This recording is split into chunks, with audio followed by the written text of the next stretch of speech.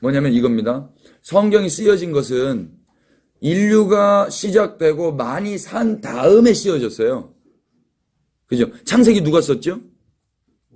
모세가 썼죠. 저는 믿어요. 목사님들 중에서 창세기 모세가 안 썼다고 믿는 분들 많은데, 그래서 모세 오경이라고 그래요. 그러면 모세는 아담을 창조하실 그때 그 보고 썼어요? 하나님의 영감 받았었어요? 예. 무슨 얘기냐면 이미 인간은 아담 이후에 타락했다. 하나님은 남자와 여자를 구별하지 않으셨다.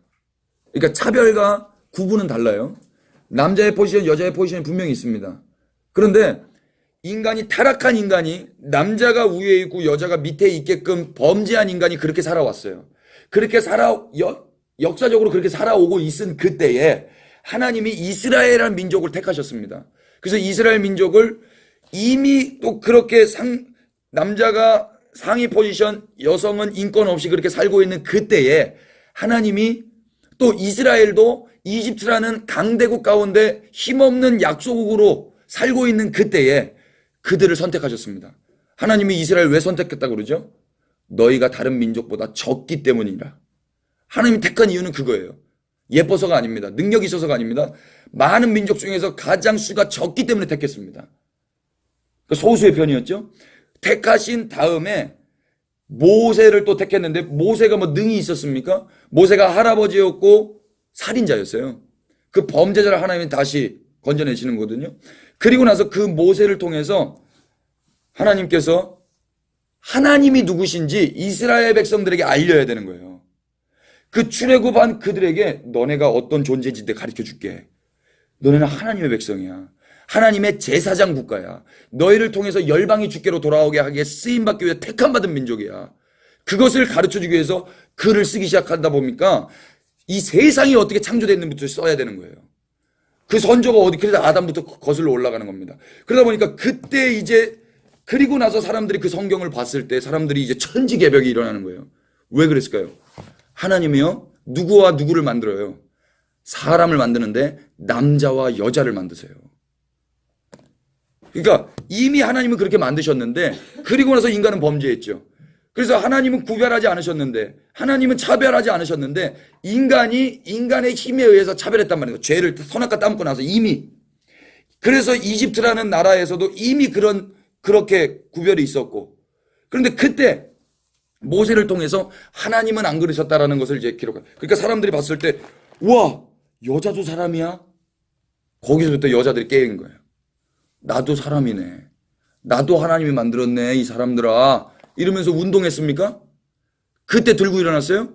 그때 안 들고 일어났어요. 그때 여성들은 어떻게 했는 줄 아세요? 하나님께 감사하고 찬양했어요. 왜 그랬을까요?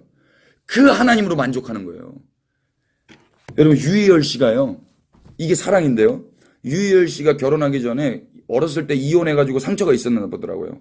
근데 그때 이제 결혼할 때 이제 아빠한테 이제 아빠랑 살지 않고 엄마랑만 살다가 아빠한테 이제 결혼하기 얼마 전에 이제 갔나 봐요. 근데 그때 아빠가 이제 왔냐고 그러면서 막 호통치고 하니까 창피했나 보더라고요. 근데 그때 그 결혼할 여성이 다 보고 있었던 거예요. 막 창피해가지고 쪽팔려 이러고 있으니까 이제 이 아내 될 여자가 뭐라고 얘기하냐면 오빠, 내가 오빠랑 결혼한 이유가 행복해지려고 결혼한 줄 알아? 나는 불행해도 오빠 있으면 괜찮을 것 같아서 결혼하는 거야. 괜찮죠, 이 여성. 제가 그 이야기를 딱 듣고 사랑이다. 여러분 신앙은요 우리가 예수님 믿는 이유가 내가 행복해지려고 예수 믿는 거 아니에요. 그걸 종교라고 그래요. 그걸 수작이라고 그러고 이용이라고 그래요. 결혼은 내가 행복해지기 위해서 저 사람 만나는 거 아니라고 성경은 이야기합니다. 그러니까 저 사람의 나의 마이너스를 채우기 위해서 저 사람의 플러스를 찾는 거. 이게 세상 사랑이라면 난 쌍꺼풀 없으니까 쌍꺼풀 있는 사람 만나야 돼. 난 키가 작으니까 키 큰 사람 만나야 돼. 이건 세상 사랑이잖아요. 근데 예수님이 그러셨냐고요.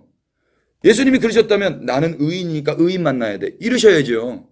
근데 예수님은 의인인데 죄인 찾아오셨잖아요. 왜 그래요? 예수님만 다 가지고 계시기 때문에 없는 자에게 오신 거란 말입니다. 나눠주기 위해서. 그 사랑을 받았다면 우리도 똑같이 그렇게 사랑하는 게 마땅할 줄 믿으시면 아멘. 그러니까 나의 플러스를 누구에게 마이너스에게 나눠줄까가 예수 사랑이란 말입니다. 그러니까 이 여성들이 그 사랑을 받은 거예요. 이 아무것도 없는 이 당대의 모든 사람들로부터 지탄받고 있는 나에게 하나님은 사람 취급해 주셨네. 조선이라는 이 땅 가운데 노예였는데, 노비였는데 이 예수가 와가지고 나를 사람 취급해 줬네. 그러니까 그때 노예들이 일어나서 선비되려고 했습니까? 안 그랬다고요. 그 노예로서 살았단 말입니다. 노예로서도 당당하게 넉넉하게 이기면서 살았어요. 자족하면서. 그런데 이 세상이 어떻게 바뀌었냐면요. 그 예수 사랑이 쏙 빠지자 내가 사랑받아야 되는 거예요. 그러니까 나의 인권을 차지해야 되는 거란 말입니다.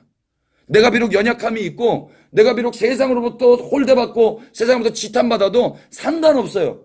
주님으로 말미암아 사니까. 그게 신앙이에요. 그게 복음으로 사는 사람들이었어요. 그런데 마귀가 그 예수 사랑을 쏙 빼고 야, 예수 사랑이 아니라 네가 네 사랑 찾아가야 돼. 그러니까 인권 운동이 시작된 거란 말입니다. 인권 운동이. 그러니까 하나님은 그러지 않았다. 인간이 죄로 인하여서 그렇게 우열을 만들어 놨을 뿐이지 그 가운데서도 늘 복음의 사람들은 계속해서 그러니까 인권 운동을 통해서 그들의 인권을 신장시켜 주는 게 아니라 복음을 통해서 예수님을 증거함으로 그렇게 했는데 이제는 예수님에 대해서 신학이 바뀌어버리기 시작했어요. 신학 자체가 달라졌다고요. 그래서 예수님의 사랑 증거가 달라졌어요. 무브먼트에 의해서 구조에 의해서 인간의 계몽을 통해서 구조적으로 법적으로 그들이 살아갈 수 있는 상황을 사회를 만들어주는 게 인권이라고 말해버렸다고요.